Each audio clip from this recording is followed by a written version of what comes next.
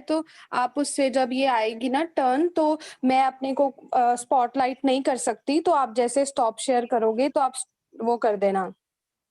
ठीक है, तो मैं कर दूंगी आपको स्पॉटलाइट पे। ठीक है, चाहे फोन से कर लेना, मैंने उसमें भी आपको कोर्स बना दिया है। हाँ जी ठीक है। ये फिर शेयर कर बाद दो में। जी स्क्रीन और वो। ठीक है, मैं लैपटॉप भी ऑन कर रही हूँ, बस मैं करती हूँ, ठीक है। ओके ओके ठीक है। ओके। ओके।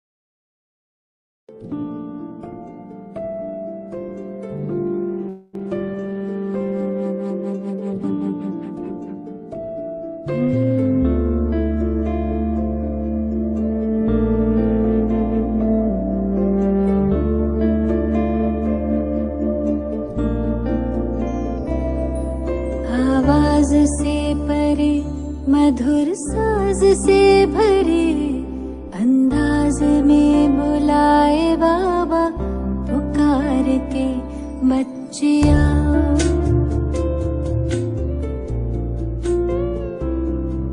आवाज से परे मधुर साज से भरे अंदाज में बुलाए बाबा पुकार के बच्चिया।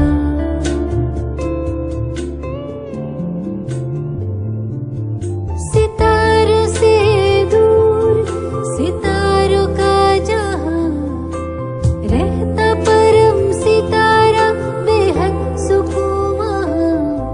सितारों से दूर सितारों का जहां रहता परम सितारा बेहद सुकून वहां बच्चिया।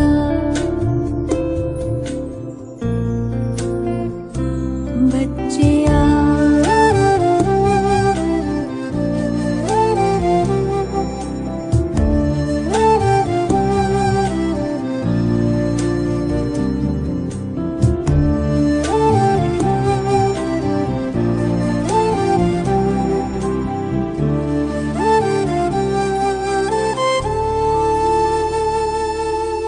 नूर समंदर दिखता सुंदर लहराए निरंतर आनंदित अंतर।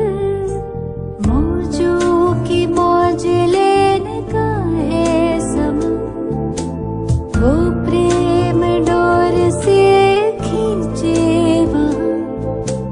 जी भर निहार के लिए पंख प्यार के हम उड़ चले।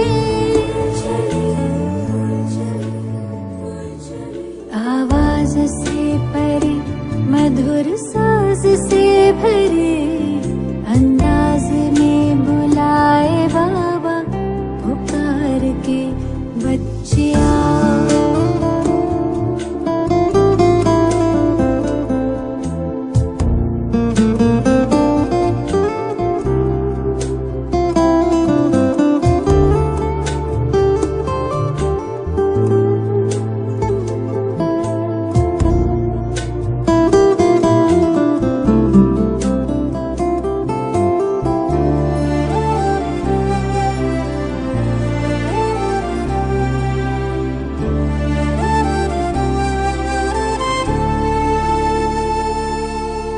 राहें देखे बाबा बाहें खोले दिल से सुन ले मृदुल स्वर में वो बोले। राहें देखे बाबा बाहें खोले दिल से सुन ले मृदुल स्वर में वो बोले। कुर्बान करके आ पुराना जान सुन प्यार से पुकारे वो शिव क्षमा। जी भर निहार के लिए पंख प्यार के हम उड़ चले। आवाज से परे मधुर साज से भरे अंदाज में बुलाए बाबा पुकार के बच्चिया।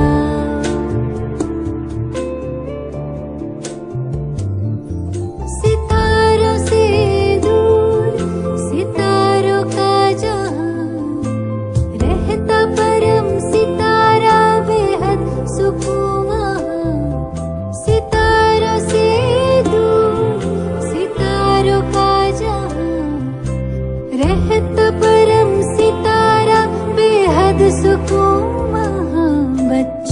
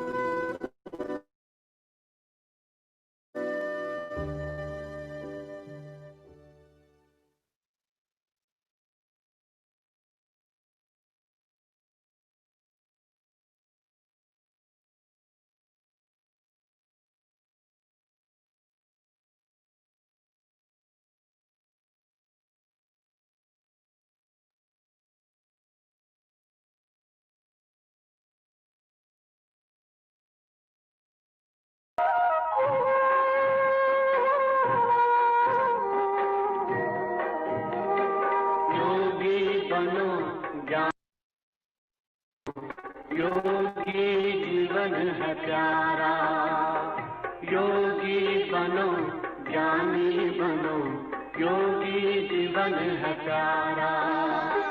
काम क्रोध मद लोभ मोह वश आज है सब मोहताज, योग लगा कर पाप मिटा ले, स्वर्ग सजा ले तू आज। काम क्रोध मद लोभ मोह वश आज है सब मोहताज, योग लगा कर पाप मिटा ले, स्वर्ग सजा ले तू आज। जन्म जन्म की प्यास बुझा ले, पावन बन कर आज। योगी बनो ज्ञानी बनो, योगी जीवन है प्यारा।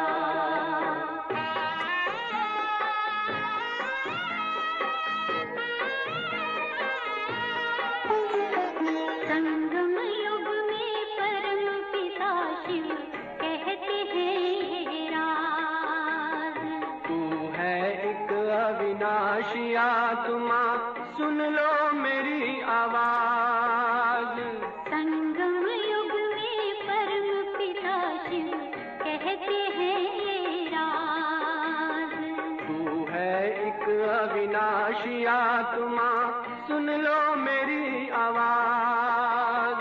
सुख शांति और पावनता से झोले भर लो आज।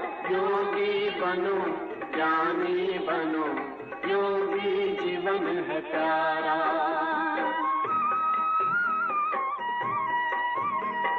परम धाम से आए हैं शिव ब्रह्मा तन आधार।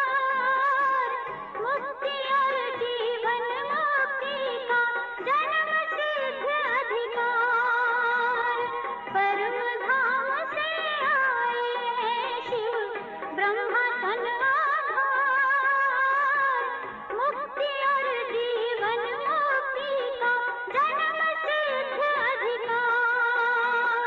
चलना है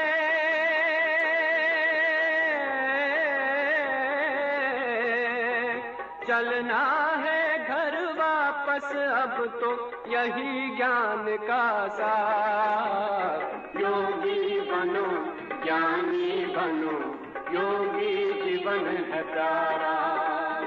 योगी जीवन है प्यारा, योगी जीवन है प्यारा।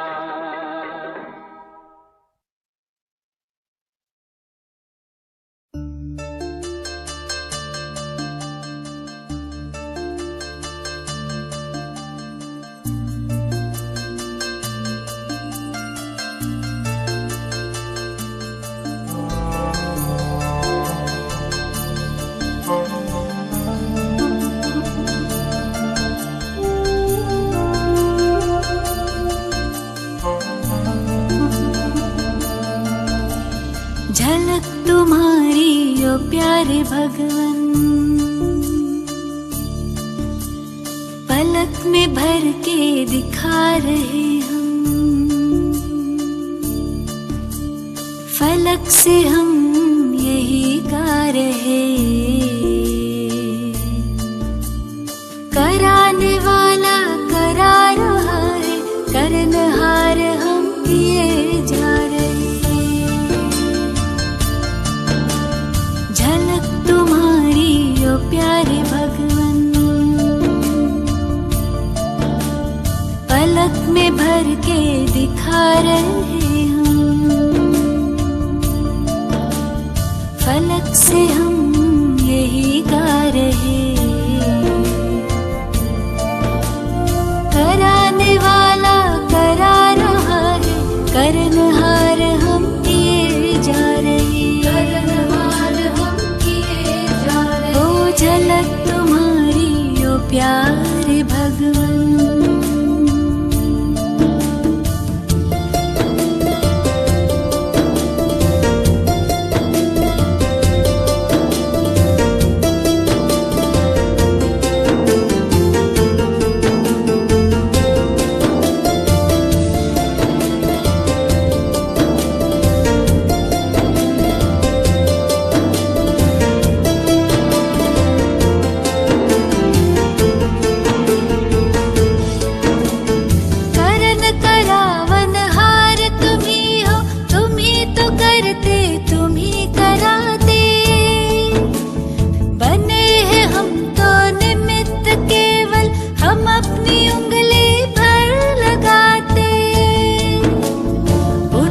के अपने हाथों को वरदान हमारी रक्षा किए जा रहे। कराने वाला करा रहा है, करनहार हम किए जा रहे। झलक तुम्हारी ओ प्यारे भगवन।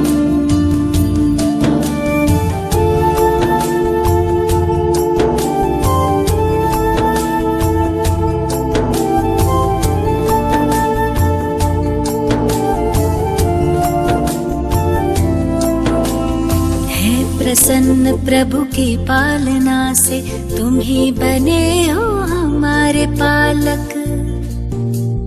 वाह जो है सारे जग का मालिक, हम उसके प्यारे बने हैं बालक।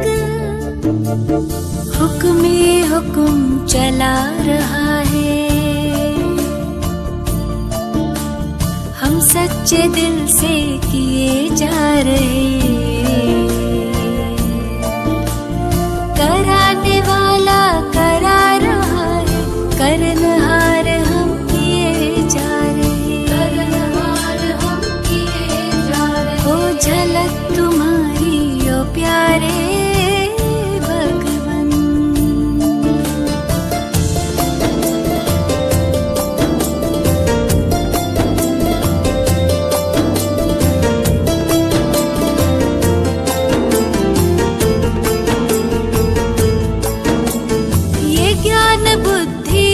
सब तुम्हारा, बस ध्यान इतना हमें है धरना।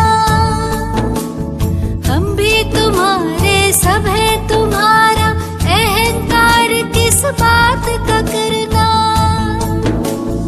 तेरे हवाले कश्ती हमारी, बड़े प्यार से लिए जा रहे।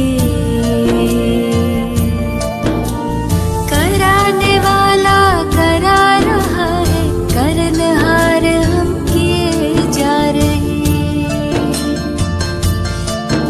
ओ झलक तुम्हारी ओ प्यारे भगवन। तुम्हारी ओ प्यारे भगवन। पलक में भर के दिखा रहे हम। पलक में भर के दिखा रहे हम। फलक से हम यही गा रहे। फलक से हम कराने वाला करा रहा है, करनहार हम किए जा रहे। करनहार हम किए जा रहे। ओ झलक तुम्हारी ओ प्यारे भगवन।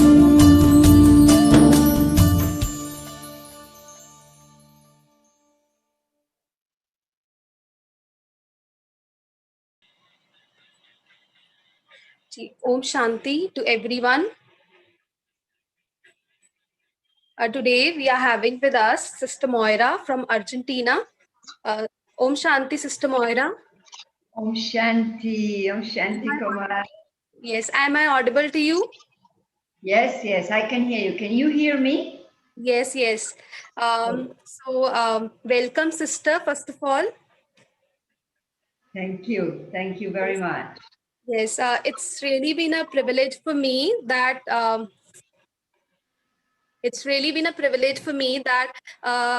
I got a chance, like Baba given me this chance to introduce you and welcome you on behalf of our respected Adarsh Didi ji, who is a director of Brahma Kumaris Amritsar, which is a sub-zone in Punjab, and also from all the Brahmin family of Amritsar. And in your language also, I welcome you with a word like Bienvenida. Bienvenida. Yes. Am I right? Am I correctly pronounce this word or not?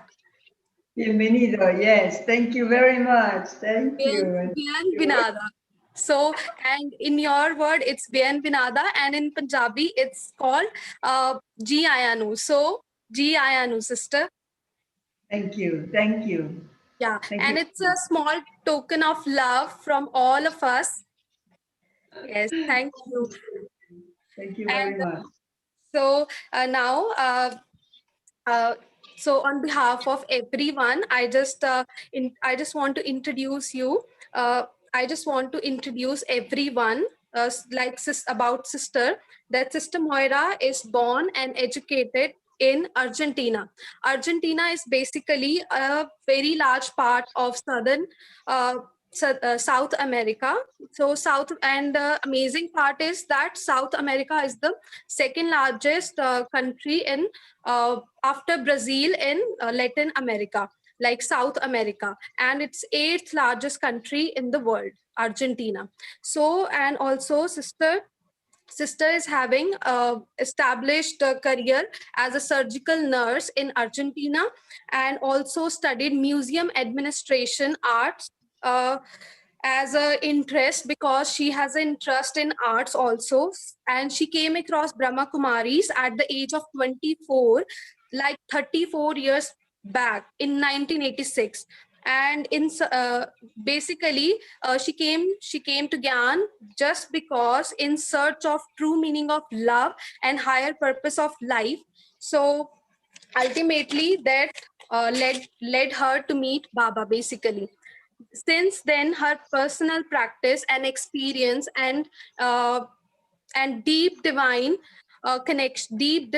connection to help other. So these are basically the things that led her to came into Baba's Gyan. And for sister, firstly, sister lived at and ran meditation center at Chile, where she was based for 7 years, Uruguay and Paraguay for 15 years, and currently she is serving as director of Brahma Kumaris in Argentina, serving as a uh, serving as a director there, and living in Buenos Aires. Am I right? Am I correctly pronounced this word? Yes. Yes. Okay. So now if we talk about sister services, like she travel about the world running seminars as stress-free living, overcoming anger, fear, self-esteem to bring changes in individuals and organization in different field like government and business and health, etc. And if I talk about sister personality, then Sister Moira is a very cheerful person, and her love, her deep love for humanity, her deep love for Baba, her deep love for truth is the driving force of her life. And I'm not taking much time of yours right now. And again, I welcome you to Amritsar. Thank you. Thank you. Thank you, sister. Over to you. Koma, thank you very much. And thank you, Didi, for the invitation. Thank you all. It is my very great pleasure to be visiting Bharat by this means. To see you all and to listen to Baba's music really brought me back home. You know, I'll tell you briefly my story. When I was 24, I left Argentina. Can you hear me okay? Yeah, good. So I left Argentina with this question: what is the meaning of true love? I told my family, I'm going to travel the world and I don't know where I'm going and I don't know when I will return. So they were very sad. So when they took me to the airport, they were all crying. And so I was crying too. And I told myself, the people who love you most are the ones who have to pay the highest price. And then I asked myself, then what is love? And I told myself, this crying is not love. And so I left on my journey and I traveled for around 2 years. And I had this question in my mind. So I wanted to see happy people in the world, and I wanted to understand the meaning of true love. So I traveled around Europe for about 6 months. I spent about 5 months in London. I was working there. And then I went to India. And I traveled around India for about 3 months. And then I went to do a camel trek in Jaisalmer. Is Jaisalmer near Amritsar? Is it anywhere near? No, you're much further north, no? You're much further north. Yeah, I haven't been to Amritsar. So I went on this camel trek in Jaisalmer, and I felt so much noise in my mind. I really felt I had to stop because I realized I couldn't stop all the questions, all what was happening in my mind. And I was in a desert. Everything was so quiet around me, but I was in an upheaval. So I thought, I think it's a good idea to stop traveling. So when I got back to Jodhpur, I was in a very cheap hotel in front of the train station. Imagine, I was a backpacker. And so I saw a man through the window and on the street, and I said, I'm going to ask that man where in India I can rest my mind. And I told myself, whatever he says, I will do. He could have sent me to the moon, literally. But when I went down and I asked him, where can I rest my mind? He looked at me and said, rest your mind. And he said, you go to Mount Abu. So I said, where is Mount Abu? And I was on my way to Nepal. And I was coming from Goa. So I was heading north. So he said, it is like half a day back south on the train. So I said, okay, I'll go. So I went to Mount Abu and I spent about a few days walking around the lake, just, wandering around with some other friends. And one day I went to visit the Dilwara temple, and I was sitting on the floor looking at the ceilings, the beautiful ceilings. I knew nothing about the VKs, nothing at all. And suddenly a big group of people, young people in white, walked into the temple. And I stood up and I said, these people are happy. And I was so surprised because wherever I traveled in the world, I used to tell myself, people are entertained, but they're not happy, But when I saw the BKs, I thought, gosh, these people have something different. So I stood up and I asked them, who are you? And the sister from Colombia in South America said, we are young people who meditate. And I said, oh, meditation, I'm sure is going to help me calm my mind. And she said something that really touched my heart. She said, our meditation is free of charge. And I have this conviction in my heart that if there is something true, it will be for everyone. And so I thought, well, this is a signal, And because I had seen many people, foreigners attending ashrams where they took their money from them and different things. So when they told me this was for free, so I went to Panda Bhavan, and there was, the original pictures of Baba, where you had Brahma Baba's face and his visions, the original paintings. And this was 86, long ago. And so they were explaining to me all the visions that he had had. But I was not listening to what they were saying. I had my eyes put on, on Brahma Baba. And I just thought, there's something so beautiful about him. He is so special. And then my friends left and I said, okay, I want to learn meditation. So they said, okay. Another friend said, I also want to learn. And I said, I want a teacher for myself. So the next day, and so then they took me across the road and they even showed me the kitchen. They showed me everything. And I had a very clear feeling that that was the school and this is the home. And I really felt I had come back home. I had read a book, and this book was about an elite of individuals who had learned something no one in the world knew.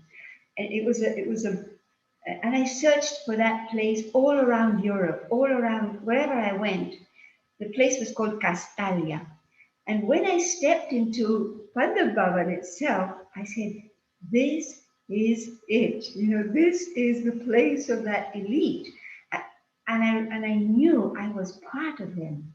It was such a beautiful return home. So then I met Daddy Janki, and so this is how I took my Brahmin birth in Madhuban. I took a few lessons. Then Nirverbai invited me to stay there. Then I went back to the UK, spent some time with Daddy Janki there, and then I came back to Argentina, where I've been serving for the past 34 years. So that's my little story. And so when Brother Sahil asked me to share with you, I thought that something that is very relevant to us all now is that we are at such a time, I don't think we could ever have imagined that the world would come to a stop. Brahma would say, okay, everybody go home, stop, pause, think, where are you heading? What are you doing? What is it you want? How are you using your resources, your time? And it became such a global, fascinating retreat for all of us. And on one hand, we lost, and I'm sure you must be going through this as well, lost interest in the news. At the beginning, we were all kind of wanting to know about cases, this and that, but now the news is really a backdrop. And it's like there's these two clear worlds. There's the Brahman world and the outer world. And Baba has kept our attention and brought everyone's attention to the self. And this is the gift. You know, many years ago, I heard that we had presented a complaint to Bab Dada. And we had told Bab Dada, Baba, everybody, you know, all the daddies keep talking to us about that 14 years bhakti that they had in Karachi, in which they were transformed, in which something was sealed in their hearts forever. And we didn't have that. And so Bhaktada said, children, you will all have that experience, but in a different context. So for many years, I used to think, I wonder which is going to be our 14 years bhakti for all of us. And when I started organizing silence retreats in ORC for the past 10 years, I thought, I wonder if these retreats are what Bhaktada meant. And every time they finished, I said, no, this was not it. This was not it. But this is it. This global retreat is it. You know, we have the chance, the same chance that the daddies had at that time to do the cleansing, to do the healing, to really reaffirm our stage and become so close, so clean, to become the instruments that need to reveal Baba. And it's become like very private in a way. I feel that the Brahmin family is hyper connected, and although we use these terms like what is it? Social confinement or social isolation, but it means exactly the opposite. We are connected, we are together, we are close to each other, we are learning together, we are helping each other. Baba is more present than ever. You know, Sister Mohini in New York, she was offering bhog to Baba every day after Daddy Janki left. And one day she said, Baba, the daddies have left. Bab Dada is not coming anymore. What are we going to? And Baba said, this is when I am more present than ever. More present than ever. So we should not think Baba is not coming anymore. Baba never left. And he is right there with us. But it just requires us to be more silent, more subtle, more open, more perceptive, more receptive to his presence, to his energy. So I feel that this is such a gift. And so I feel like I completely lost interest in the news. I think I read the news once a week. I don't know if it's Saturday or Sunday, and that's all I want to know. I don't need any more. And we are in a world of relationships. It's all about the Brahmin family. If we, the Brahmin family, become united, we become one, then that will reveal Baba. And so for that to happen, a lot needs to happen within each one of us. So we have, I don't know if you're aware, but Sister Mohini from New York, every night, she has created a Yagya gathering called Avyakti Parivar. So every night I call it the Brahmin Netflix. So every night we have our gathering, and there's about 1,000 people that come together every night. And she's flowing like the Ganges, like dissecting every aspect of remembrance. You can Google her on Avyakti Parivar, online and you'll see all the series. So it's so interesting that we are together. And so everything is available to us, the seniors, the Murlis, videos, the family, everything. But am I available to myself? Am I really present for myself? On one hand, we're not interested in worldly things anymore. I used to travel a lot. I was always in one different airport all the time. And now we're at home. But where is my mind?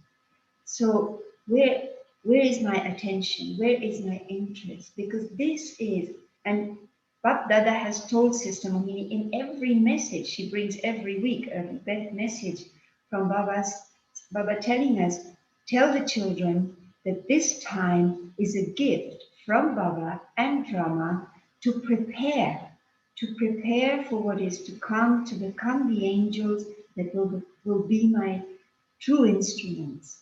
So everything is so beautiful, but we now have to face ourselves. We need to really, really become very, very clean. And I'm sure we have all gone through different phases. Like this quarantine has meant like a moment of preparation and adjustment physically, a moment of excitement due to connectivity, but then it became like quiet time in which everything is popping up. Everything is emerging in the soul.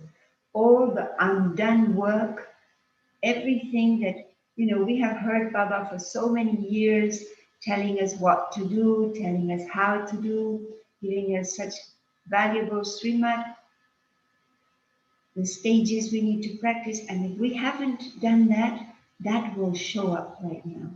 It will come up and it will make me aware that I have missed out on this, missed out on that. And then all my karmas are surfacing. Karmas will come up to be settled. So a lot is going on in each Brahmin soul right now.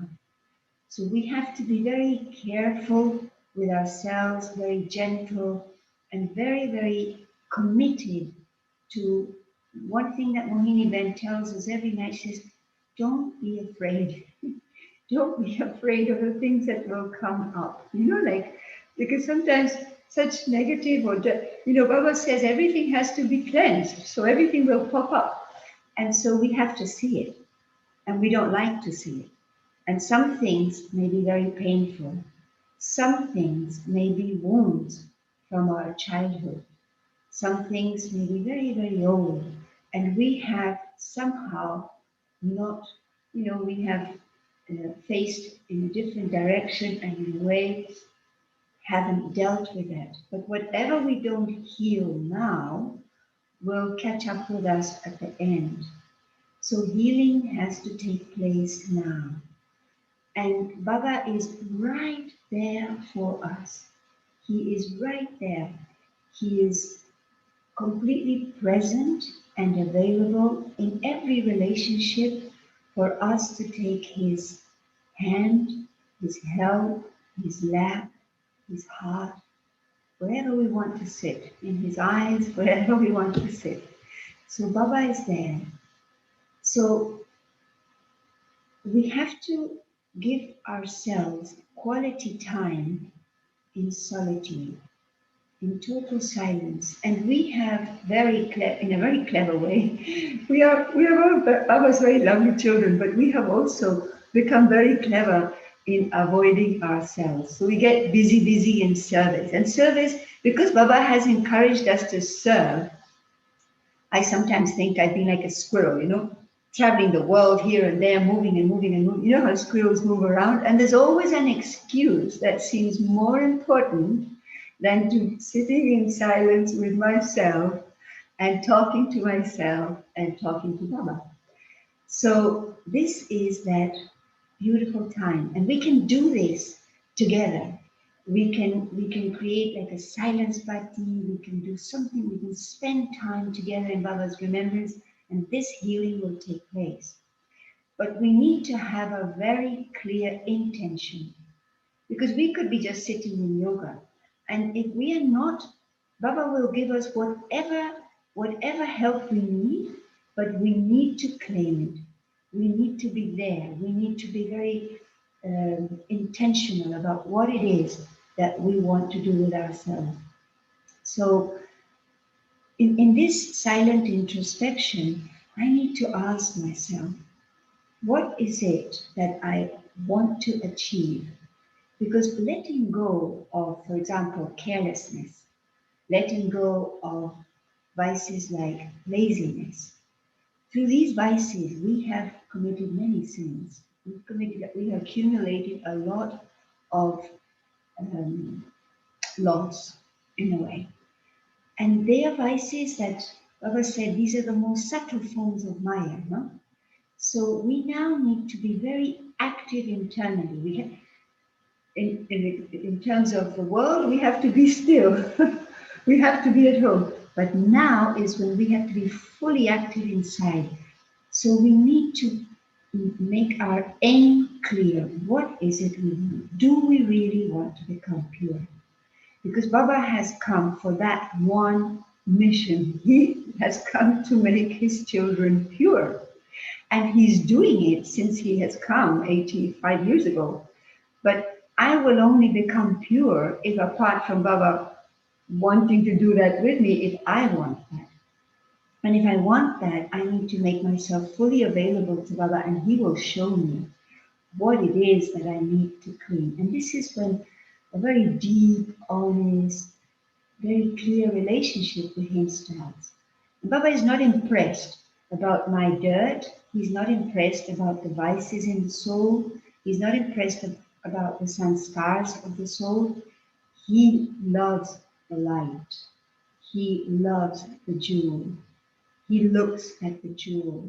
So the more I look into Baba's drishti, the more I keep connected with how he sees me, the more I will be able to see the jewel that I am. And healing is not about walking back to our mistakes, getting dirty again with our own stuff. Healing is about acknowledging that I need to let go. I need to let go of thought patterns, of feelings, of looking at others, of vices, and I need to overcome the karmic accounts. And it's all in the sanskars. So letting go is an act of creation. If I let go of this pencil like this, it's so easy. You just see that I let it go. But to let go of revenge, to let go of grudges, to let go of comparison, to let go of superiority or inferiority complexes is not like changing a pen from a hand to the other. I need to, in order to let go, I have to fully focus on what I want. Because the soul is this flow of energy. It is flowing constantly, constantly moving. So in order to leave behind that which I don't want anymore, I need to focus, I need to direct my attention to where I want to be. So Baba refines our aim every day in the Murli. Like today, he was saying we shouldn't get angry. And I want to tell you a little story about that. Many years ago, at least 15 years ago, a friend of ours, the DKs here in Argentina, came. She was coming from the UK. She used to belong to the group of quantum scientists in the UK. That's where the quantum physics all starts. And she had taken Gyan with our brother, I can't remember his name. Okay, doesn't matter. Prashant Pai from Cambridge gave her knowledge, and so she had this scientific mind, but with Baba's knowledge. So she was very interesting.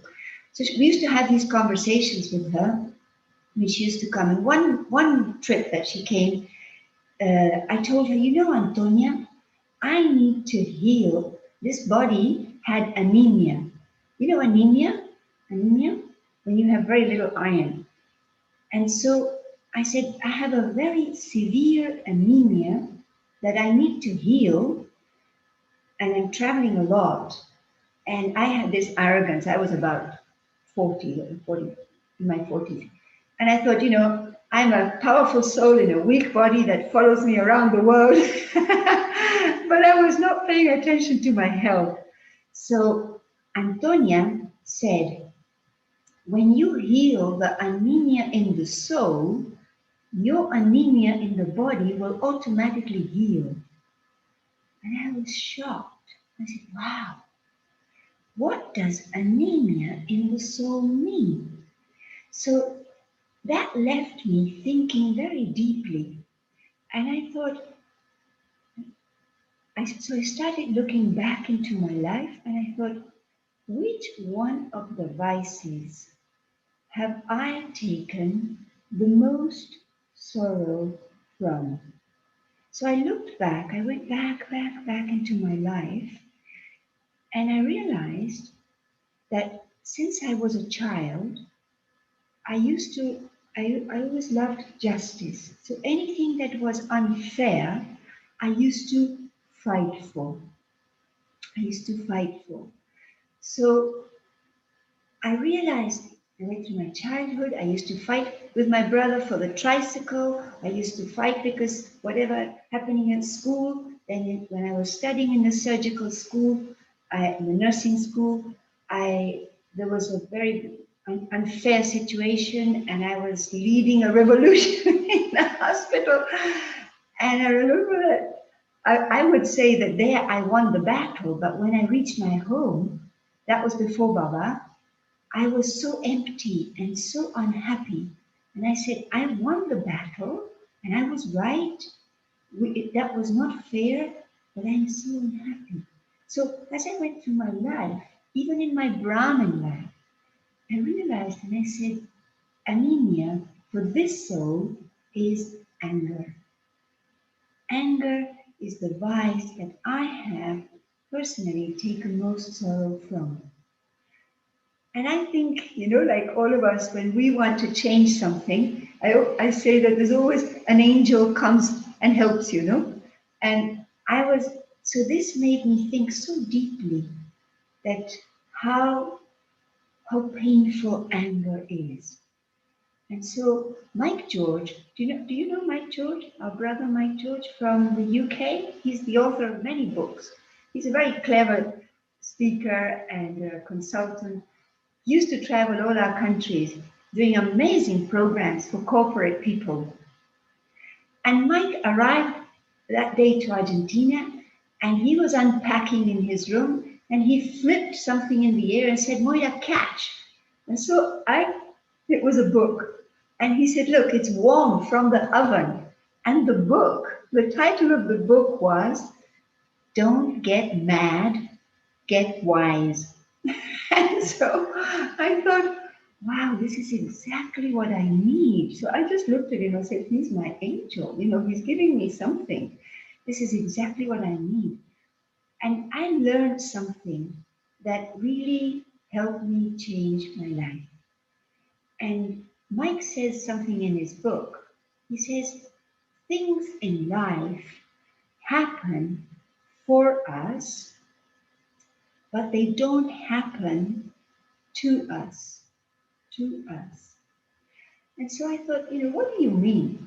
And so suppose you have, someone who is provocative. We all have someone who pushes your buttons, no?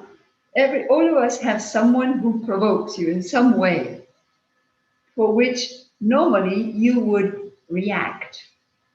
And reaction is the expression of anger in every possible form. Reaction could be feeling insulted, reaction could be feeling ignored. Anger has a aggressive visible face, and it has an invisible passive face. So it has many, many expressions that sometimes you wouldn't think that they come from this mother vice, which is so powerful.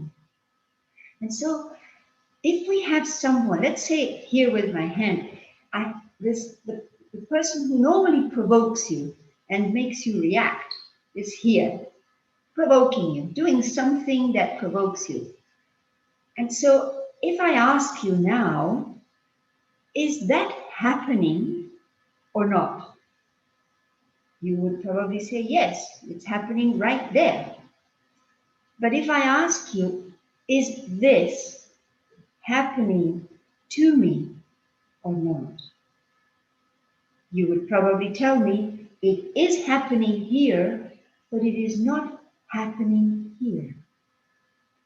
So what Baba teaches us is that no matter what is going on around me, unless I think about it, I won't feel it.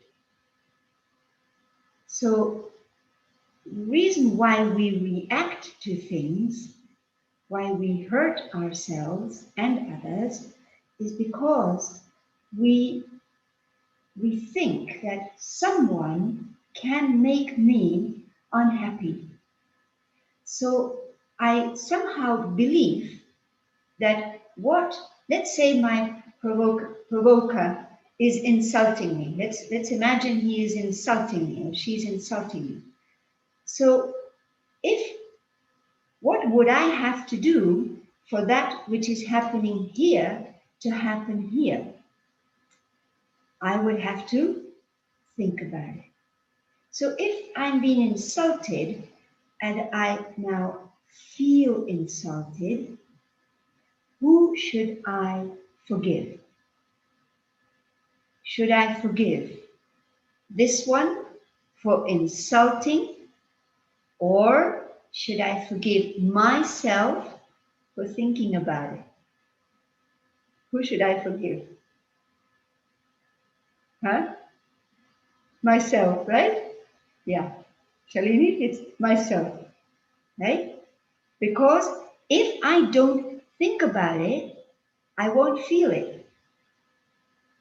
So if someone is insulting and I don't take it, then I don't feel it. Even right now, let's imagine right now, very bad things are happening in the world, right?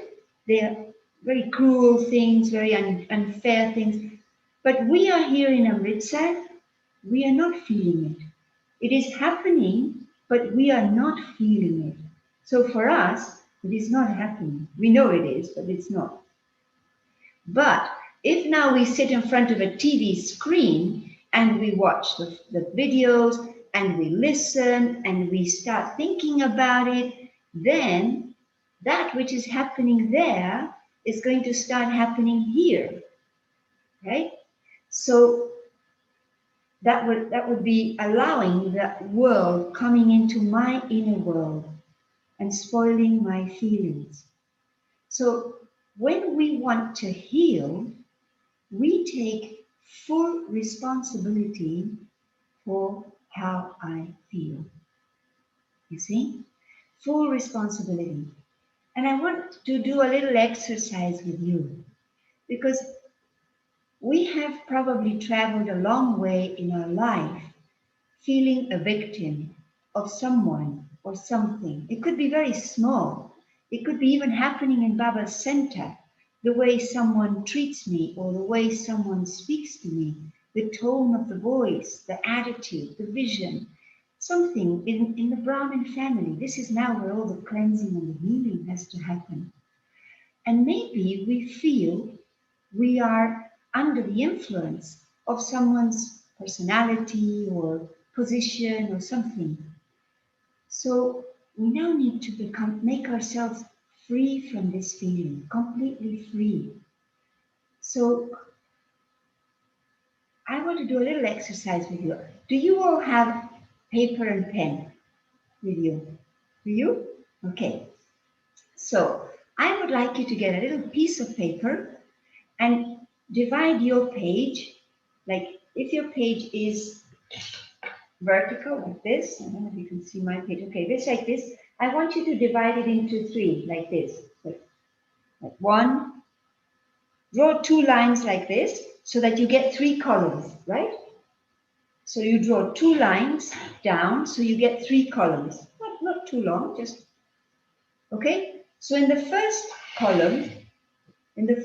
column, we are going to write the names of people that have been very impactful in my life.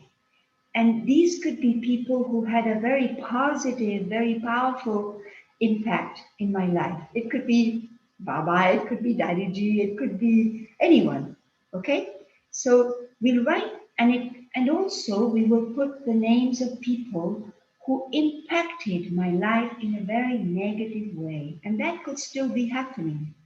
So we will write, let's say, 5 names, okay? 5 names of people who have been impactful, who have had an impact, whether positive or negative in my life. So we put the names in a little column like this, okay? We write 5 names. I won't ask you to share this. This is absolutely personal for yourself. So this is something we can do to heal myself. So we give a little moment so that you can think of those names and you can write those names, 5 names of someone who was very positive impact or very negative. It's very private, very personal.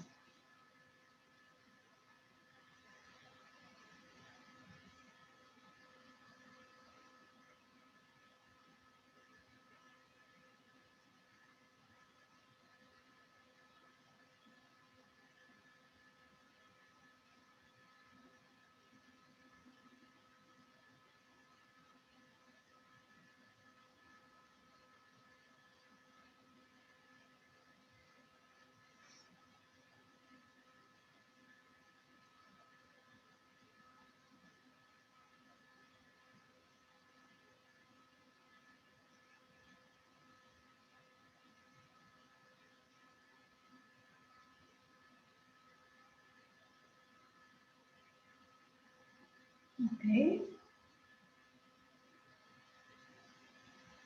you there? We have 5 names? Yes? Good. Okay, so now we're going to use the middle column. The middle column, and now we're going to look at each name and we will think, what positive qualities did I experience in the relationship with this person? Okay, so I go each name all the way down and I ask myself, what positive impact, so what qualities did I experience interacting with these people? Maybe someone was a negative impact in my life, but something positive I might have experienced, so I put it there. If there wasn't anything positive, it's okay. I just need to put what is positive, okay? So let's think. We give a little time for that.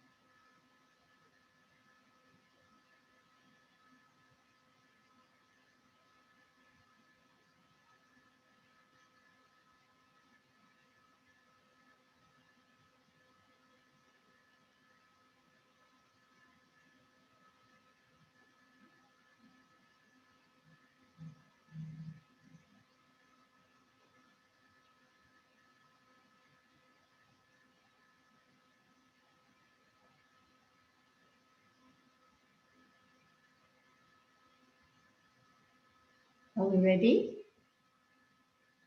Yes? Okay.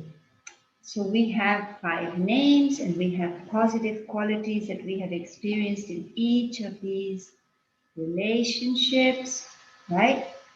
Now, what we're going to do is we're going to do on the third column, we're going to observe as a detached observer.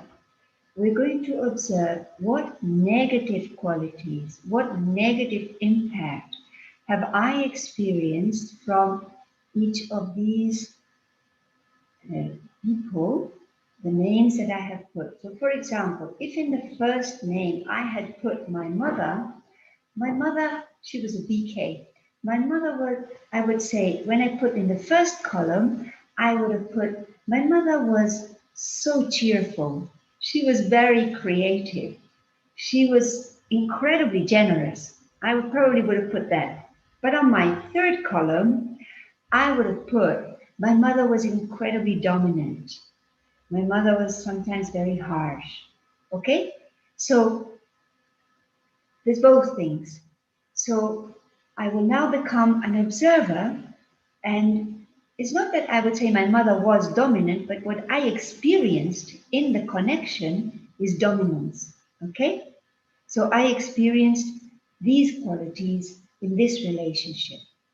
So now let's look carefully as a detached observer. Okay? As a detached observer. I don't question anything. I'm only going to identify, and I write it down. What negative qualities were experienced in the relationship with these names that I have put in the first place? Okay? So we can start.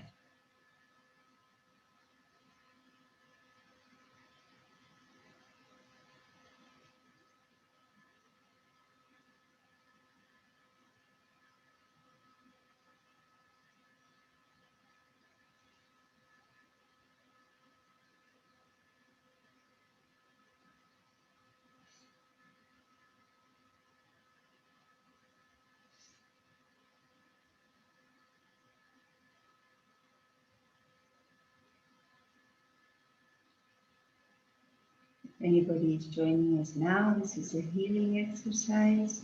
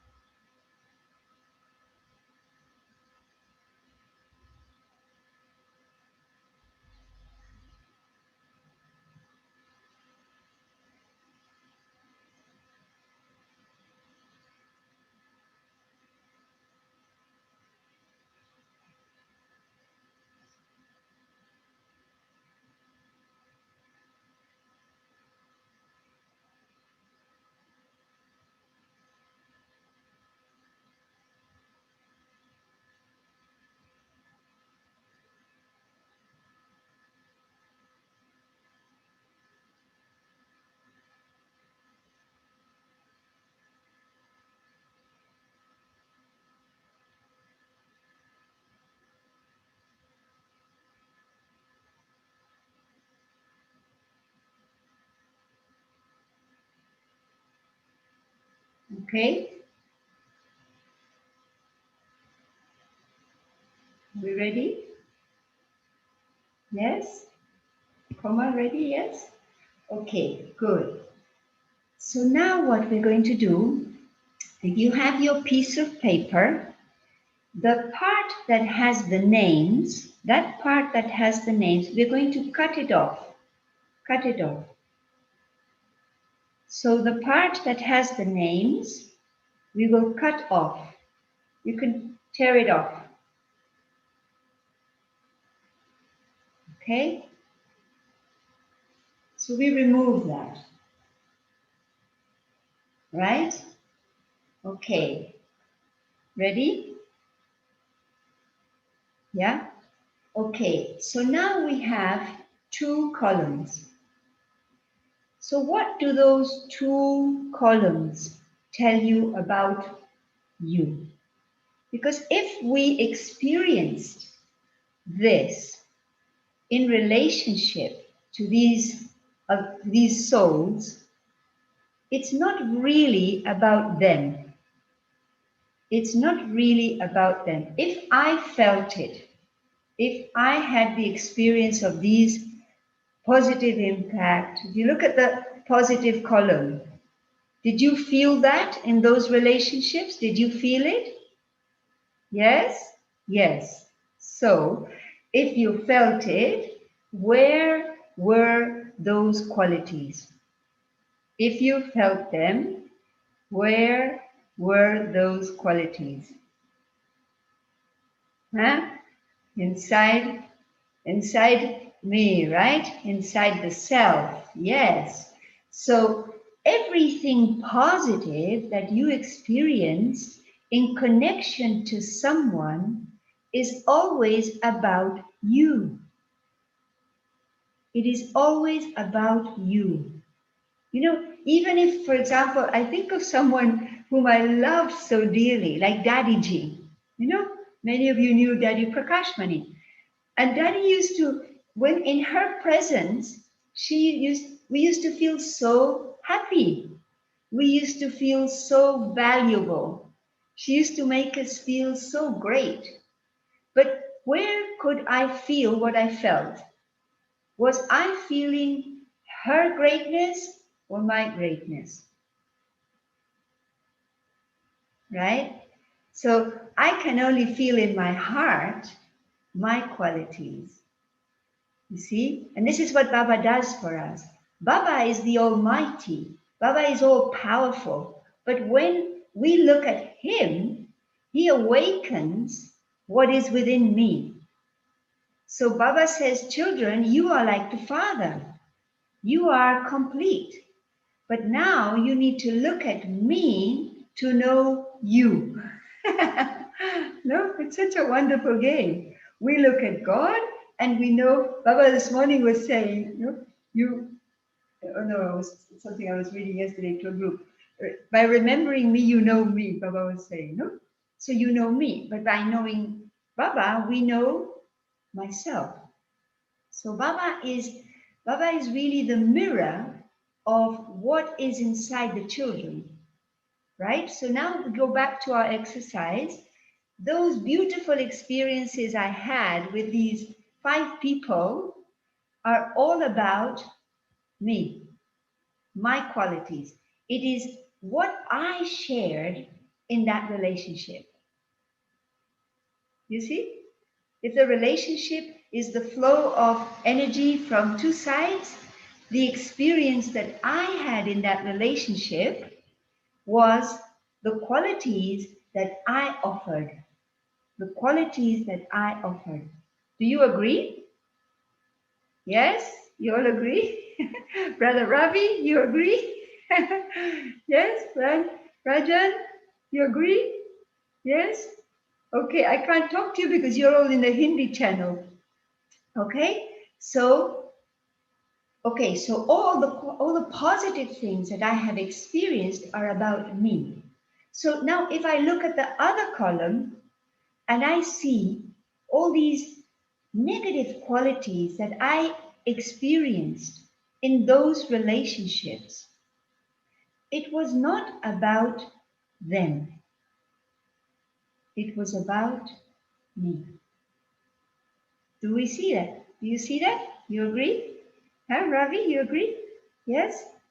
So it's not that maybe the other person also experienced the same thing. It means they have the same quality inside as well. You see?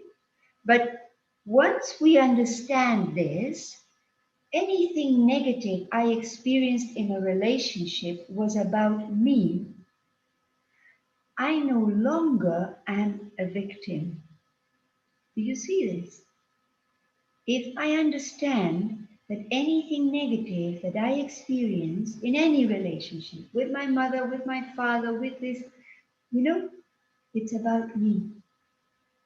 And so Baba says, I can be my own good friend or I can be my own enemy, right? But once I acknowledge, then I take responsibility.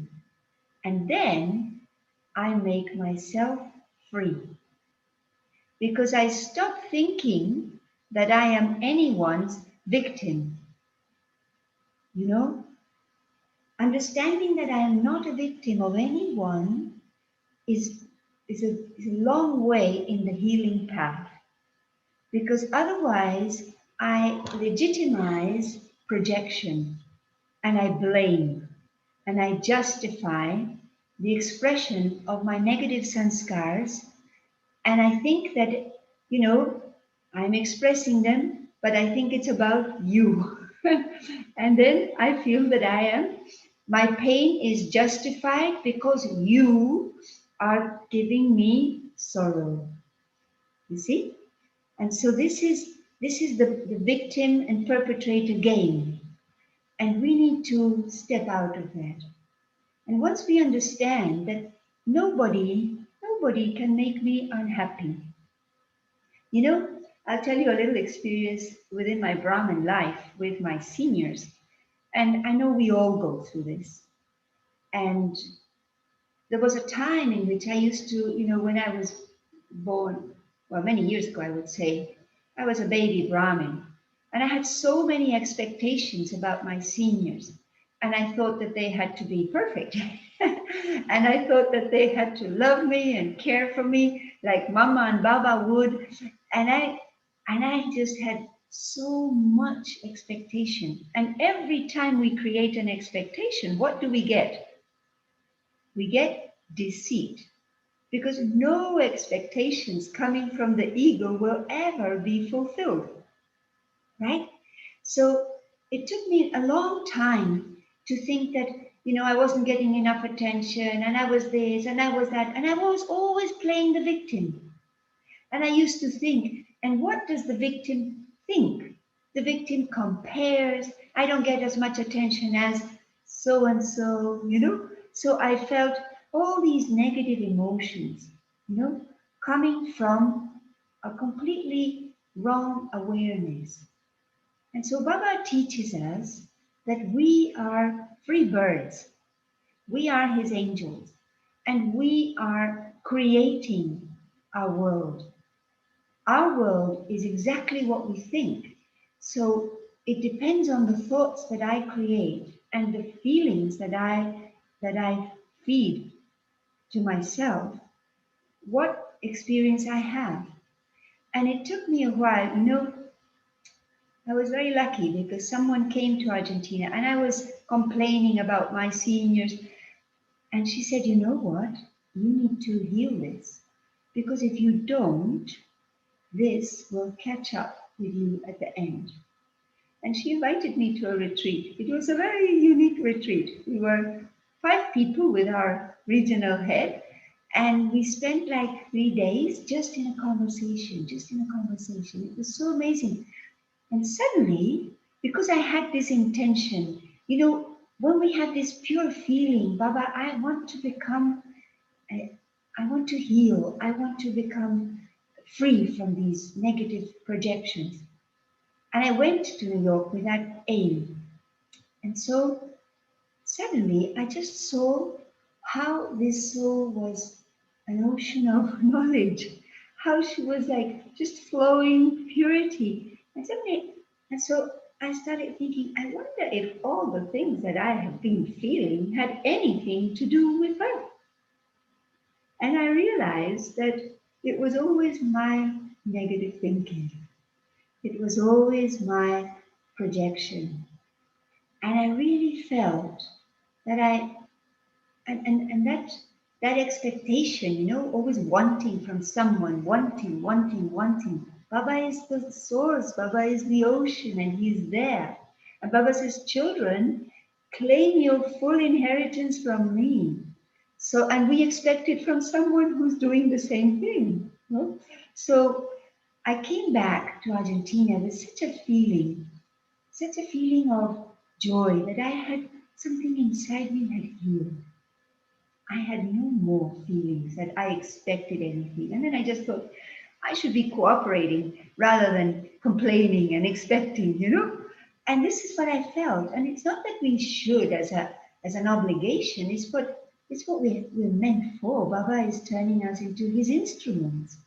You know, sometimes I used to go to Madhuban and hear complaints about this, and I said, we have to go to Madhuban to serve. We have to go and offer, even if there's no job to do, at least offer your good vibrations, offer your best feelings, offer your divine presence, but be a gift. No? And the more we give, well, we know the more we get. But definitely, we are not driven by that emptiness. And now is the time to sit with these feelings in front of Baba. Just sit with him. And if we identify anything, you know, I feel hurt because of this, hurt because of this, hurt because of this. And how do we know we haven't healed? Because these feelings come back again and again and again. And there's still the victim there, you know? And I have to, when I catch myself feeling like this, I have to go with that feeling into Baba's room. If you can't go to a center, go to Baba's room in your heart, in your mind. Sit in front of Baba and give it to Baba. Baba says, children, give me all your burden. Give me all your burden. Don't carry any weight anymore. And Baba makes us very light. Baba's love is the healing power. There's no other power that can heal the soul. This is why he says that the fire of yoga will purify the soul, because fire burns. Fire is the element that makes everything disappear. Once something is burnt, gone, no more. No? And so it means that when our love for Baba and Baba's love for me is so intense, that nothing is more attractive to me than that. So then the sanskars for the karmic accounts are imprinted. They will merge. They will merge. And the divine sanskars will emerge. And so this is the time. And let me tell you honestly, if you feel that you can't get over some negative feeling, now take help. Don't allow it to accumulate. Don't allow it to expand. Call your seniors. Talk to someone in the family that you feel comfortable and you can trust, and take help. Because sometimes even sitting in front of Baba is the problem. That I don't do that because I divert. So Baba will use someone to touch your heart, to touch your life, and bring light into that dark corner of the heart. So this is such a time. This is such a time that we really, really need to, because unless we become clean and healed, then we can't accumulate power, because it all drains through these holes in the heart. No? So this is a beautiful, beautiful opportunity, chance that we have in the drama to do this very incognito. The world has no idea what the angels are doing in their hearts and how they are taking God's help. And I'll conclude with just one thing that I want to tell you. You know, I'm a surgical nurse. Surgical nurses assist the surgeon. And so when there is operation, the surgical nurse has to hand all the instruments to the surgeon. And what I used to see every day is that in order for the surgeon to operate, the patients had to fulfill three requisites. First of all, they had to come to us alone. Friends and relatives have to stay out. Second, they have to come to us naked. They would remove the clothes and they would just put a sheet on the patient, right? At least cover them, but naked, so that then the operation could take place. And the third thing that the surgeon needs for a patient to be operated is that the patient needs to be still, completely still. So Baba is the supreme surgeon, and he wants to do his laser beam surgery with a laser beam of love. So he wants us to come alone in soul consciousness. We have to leave Moira behind. We have not only other people, but Moira also has to stay out. I have to go to Baba as the light. I have to go to Baba naked, no roles, nothing worldly. And I have to sit with him and I have to remain still. Because if I'm, my mind is here and there, then Baba doesn't have me. And so I need to have myself, and then Baba needs to have me. So I need to come to him and allow my supreme surgeon to do supreme surgery. And the magic of his surgery, you know how technology is today, that they can operate and dissolve things without even opening the body. Just laser beam does that. So Baba does that. And his laser beam is the laser of love that dissolves those blockages in the heart of the children. And he makes them free. But he needs us to be very honest, very present, and very, very still. And if it doesn't happen in one day, I have to stick to it. Stay with Baba. Stay with him. Because he will make us free. He will heal every single one of his children. Okay, so Om Shanti, and I understand, Komal, now that we do meditation.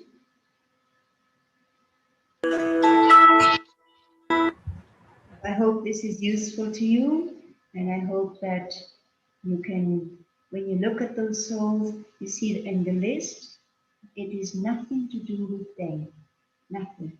Baba makes you very, very free. It's all about me. You have time to take any questions, sister? Yes, yes. Okay, I think there are a couple of questions. Okay. Do I look at the chat? Are they in English or? Oh, somebody will speak. Oh, someone will read it. Okay, good. Om Shanti, Sister Moira. Om Shanti. Who is it? I'm audible to you? Yes, Dipti. Okay, fine.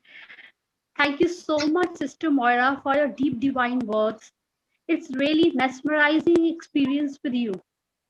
My question is, in the divine journey of knowledge, with the passage of time, we lack high spirits or enthusiasm. What are the different ways or how to maintain or remain in high spirits, enthusiasm throughout the journey of knowledge? That's a very, very nice question, Dipti Ben. Baba tells us that we have to remain aware of attainments. Because if we're on a journey and we're doing efforts, and sometimes the word, well, for you, Purushottam means different. Like effort, sometimes in English it sounds a little bit like struggling, no? But effort really means interest in our aim, right? Interest in my aim.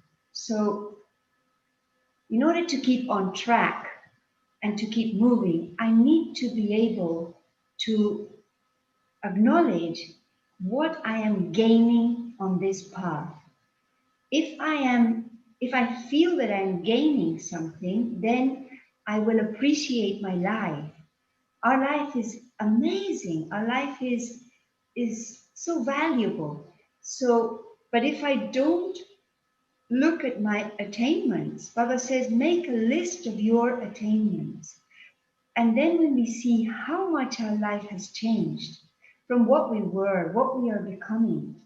And one thing that personally I have taken again, Baba gives us a very powerful Maryada, which we sometimes think, especially when you've been on the journey for a long time, we think we know it all. We become very arrogant and we think, I know this and I know this, but knowing it doesn't mean that I do it. And what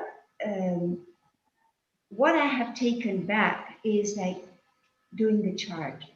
You know, if you do your chart every day, it is one of our very important Maryadas. And if you do your chart, but the chart is not about telling yourself, I made this mistake and this mistake and this I didn't do and this I did, because that will make you hopeless. that will blow your candle out. So we need to, you know, Baba says in the chart, just become aware of how much you remembered me, how much you grew today, how much you moved forward. Because when I know how much I did, I automatically know what I didn't do. But in accounting, you know, an accountant registers how much he gained. He's not registering what he didn't gain. No, he's registering his gain. And so this is very, very encouraging. And we have to be creative and find interesting questions. If I'm doing an effort, but then when I do my chart, the questions are not about the effort I'm doing, but it doesn't consider that, then I won't be very happy with the result. If I'm doing, let's say, I say, okay, this week, I will practice not looking at others. Like Baba was saying today in the morning, don't look at others. Look at yourself. If I practice this, so then tonight I should be checking, how did it go? Did I look at myself? How much was I able to keep this?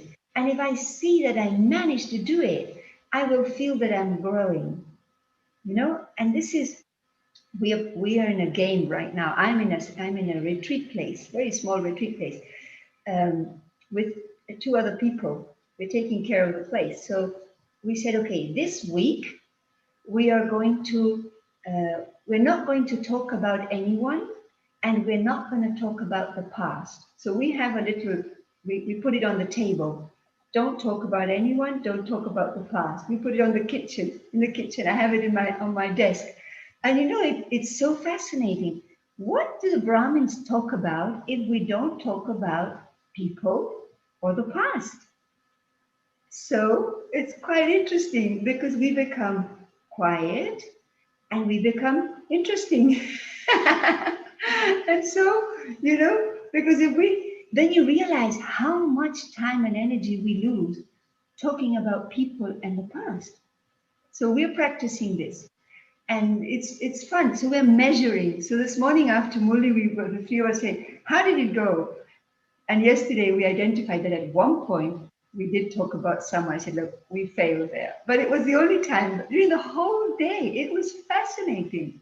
So if we, you know, we can, I like very much this idea of life being a game.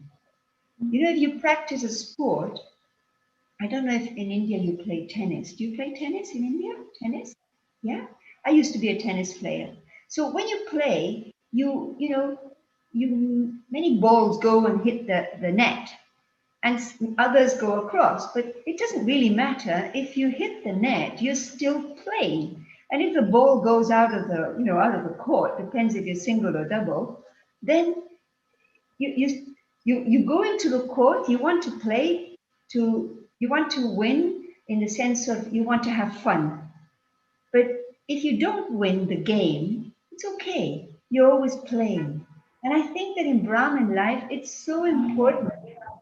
It is all only a game, you know? And then we don't take things so serious and we don't become so hard with ourselves because we have to be patient. I don't know if that answers your... Thank you so much, sister. I'm truly satisfied.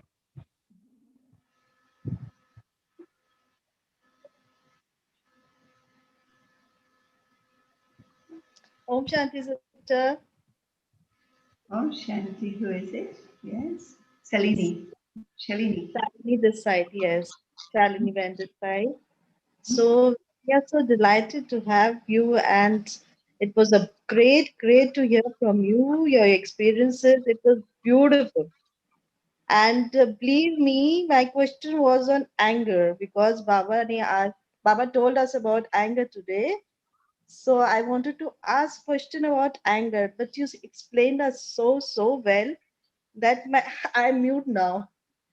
But sister, today when the Murli was on, my senior sister was talking, uh, reciting the Murli. She asked us who all still do anger. She asked us? So I lost you, Shalini. You said she asked us, but I didn't hear anymore. I think she has a technical glitch, maybe. Yeah. Shalini Ben, we can't hear you right now. I just be back. Just give me 1 minute. Actually, phone आ रहा था यार. Yeah, now you're. Yes. Fine. Yes, now I can hear you, Shalini, now. Yeah. So in the morning when sister was reciting the Mulli, she asked all of us about the anger, who still does it. So a lot of students were still answering it, and I just couldn't.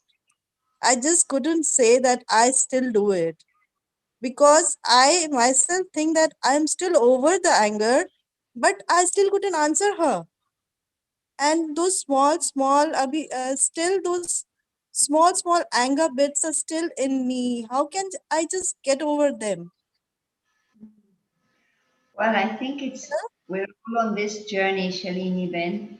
I think that we need to persist in the experience. Baba is guiding us into the practice of being bodiless. And the more we become bodiless, the more we will overcome not only anger, but all the traces of all the vices, because we could still have attachment. And like Sister Mohini says, we have conquered the gross form of the vices, but we haven't yet conquered the subtle form of all vices.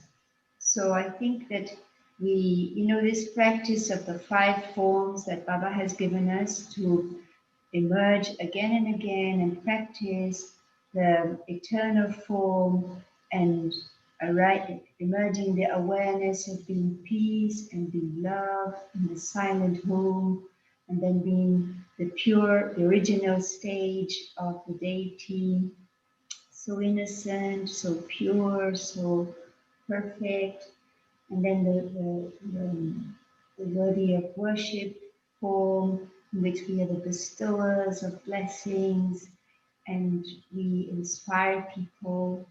And then, as Brahmins, we are God's instruments, we are the souls who understand truth. So, the more we play with these forms again, and then the angelic form, we reach our total purity and we are God's companions, and God is everything to us. We make Him our world. And I can see that we're now all becoming angelic. The more we leave the outside world out, and we are focusing more and more. Now, our world is the Brahmin family. We need to clear, we need to become united. But then our world is just my thoughts. That's my world. Baba was, did you see in the blessing yesterday? He said, when you open your eyes of perfection, the whole world will have been transformed. That was our blessing for yesterday. It is a very powerful statement.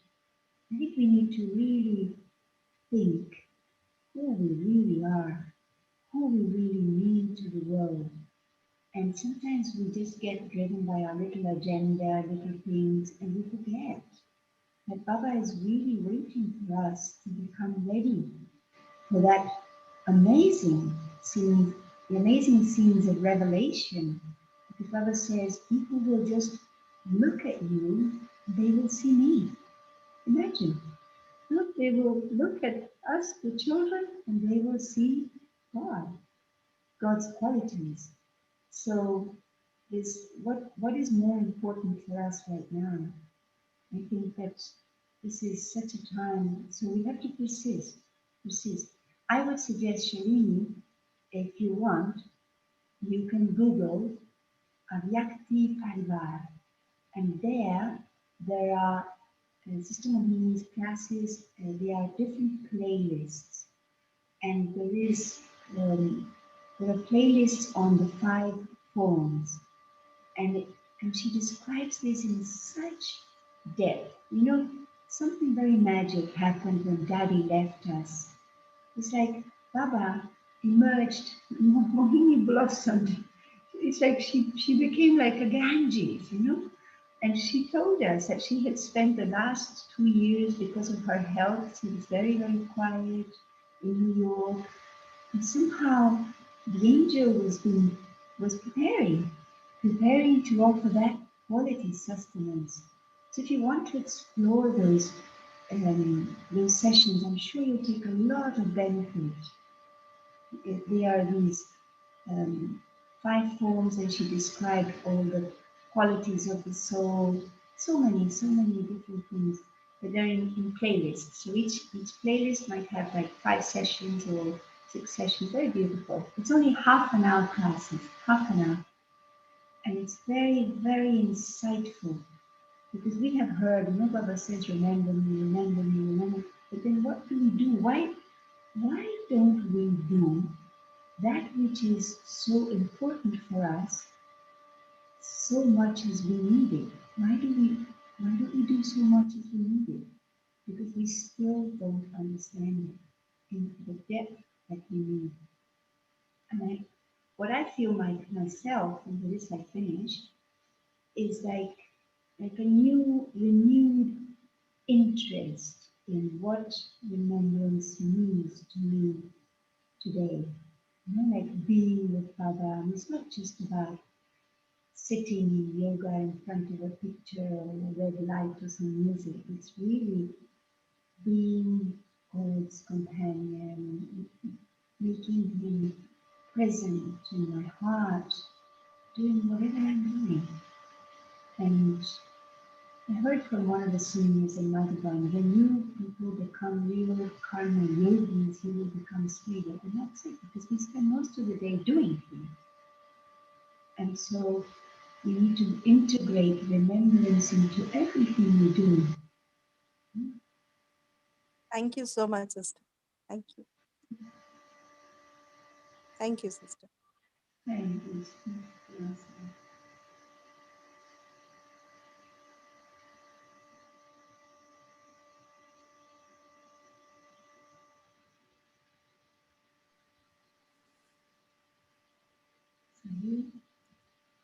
Om Shanti, Sister Moira. Shanti Sahil Bhai. So we've had a lot of people across the world coming and speaking to us, but I've yet to come across somebody who's so energetic and yet so subtle and so deep. And the way you made us realize that this is the 14 years bhakti for us, which is going on. Also, the way you reached Mount Abu, that's also an amazing experience that I've yet to hear somebody who just, the vibration is taking somebody there completely. And also, the topic that you chose for healing, I think this is the ultimate way, the ultimate lesson for us to look within and heal ourselves, and very, very practical way that you've taught us about healing ourselves. So actually, we'd love to have you again also whenever it's possible for you. Thank you. Yeah, it's Thank you. been really wonderful. You held us every second. We couldn't take away our attention at all. So that's, it was so present. So I request you to please conduct a guided meditation. And after the meditation, this group will carry on for meditation till 7:30. So thanks a lot. Thank you, Sahil. Yes. Thanks for the invitation. Thanks for taking me to Bharat. Because although I'm in a foreign body, I'm a Bharatwasi soul. Definitely you are. You are sometimes even more Bharatvasi than us. So, okay, so thank you. So, okay, so let's go to Baba. Let's take a deep breath and relax. Make ourselves comfortable. And let us go into that deep awareness of the soul that I am, that jewel that Baba sees that I am. Let me look at myself with the vision of God. I am that invisible, powerful energy, light, the eternal being, the traveler. I have come a long way to the conference age. I have learned so many lessons. I have interacted with the whole of humanity, my family, the human family. I have created many accounts. I have had good and bad experiences on the journey, and I have come back home. And Baba is making me free. Baba is liberating the soul from the past.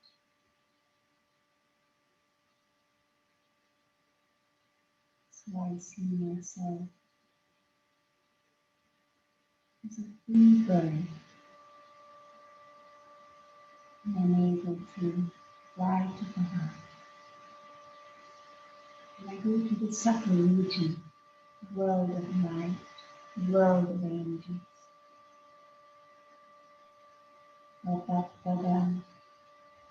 is welcoming each child with his loving Ishti. Come, my child, and hear from me. And as I take Baba's Ishti, I open my heart and surrender everything to Baba with an honest, true heart.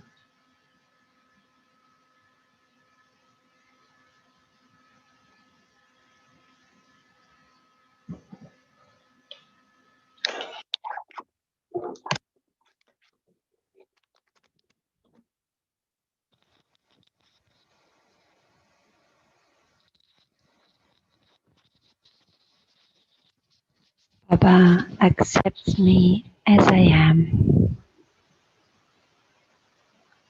Baba has unconditional love for me.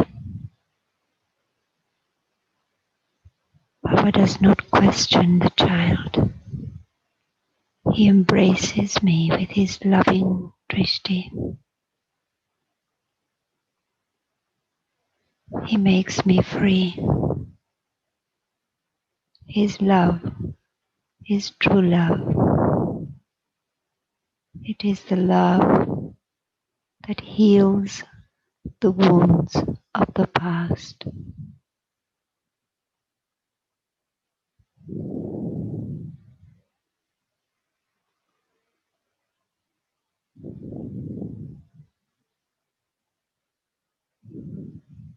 In Baba's light, I become pure again,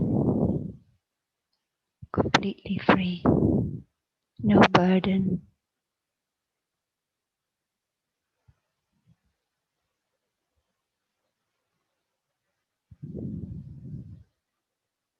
Baba is my loving mother and father, always caring. He protects me from Maya.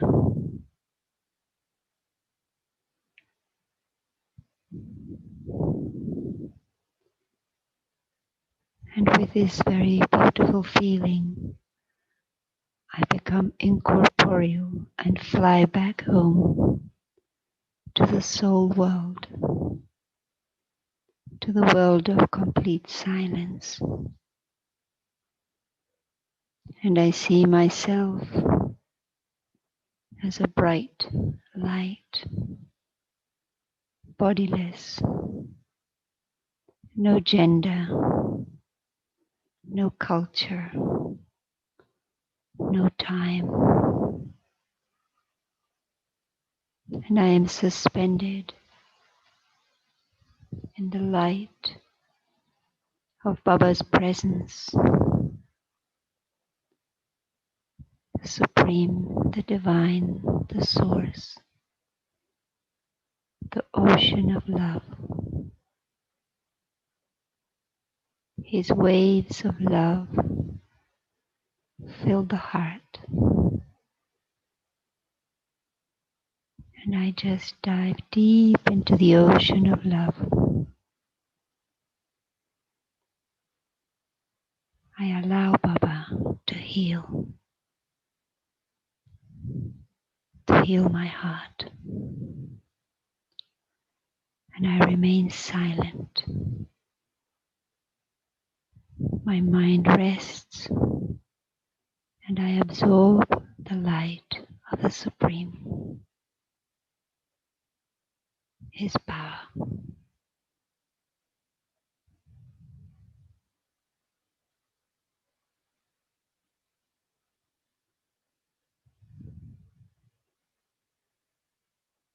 Only Baba and me.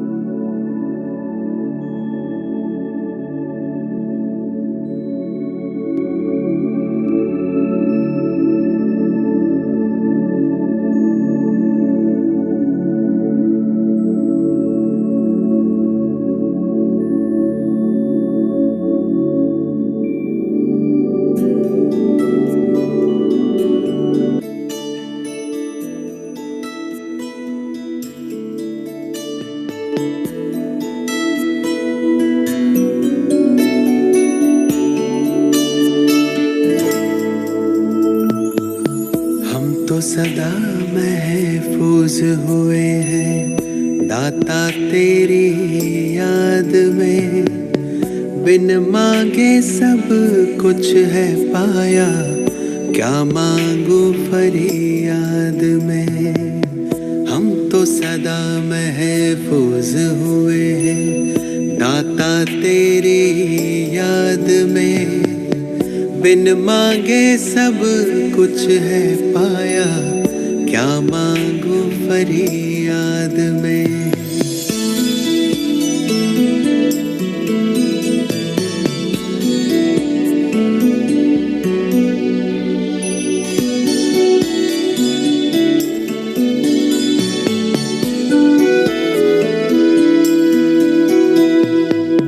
तू ही समझता दिल को हमारे, करता मेरी हिफाजत है, तुझ पर ही तो हक है सारे, तू ही मेरी ताकत है। तू ही समझता दिल को हमारे, करता मेरी हिफाजत है, तुझ पर ही तो हक है सारे, तू ही मेरी ताकत है। तू ही सबसे पहले दिल में, बाकी सब है बाद में। हम तो सदा महफूज हुए हैं भगवन तेरी याद में। तू ही सबसे पहले दिल में, बाकी सब है बाद में। हम तो सदा महफूज हुए हैं भगवन तेरी याद में।